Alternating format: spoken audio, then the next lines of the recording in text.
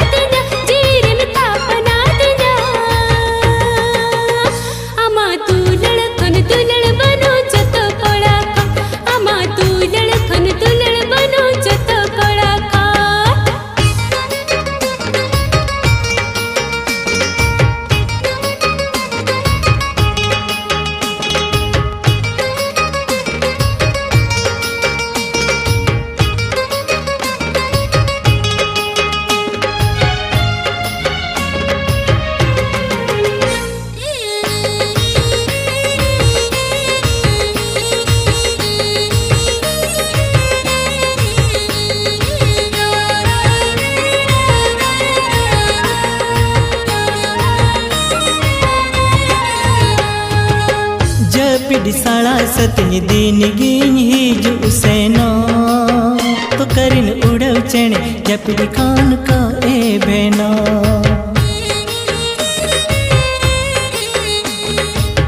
जपिडिसाला सतनी दिन गिन हिजु सेनो तो करिन उड़व चेणे जपिडी खान का ए बेनो रूपते में भेवना की दिन्या बांगदम मोहनी की दिन्या रूपते में भेवना की दिन्या बांगदम मोहनी की दिन्या आमा दुलल कौन सिबिली बानु जोत कुड़ी खन आमा दुलल कौन सिबिली बानु जोत कुड़ी खन निदा पुलसु पुलसु तेरे दिद मारसा गाते अमदो इनी गे नो जोरमा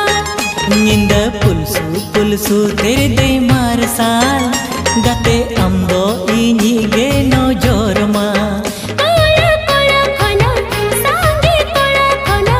कुड़ी कुड़ी खना सांगे कुड़ी खना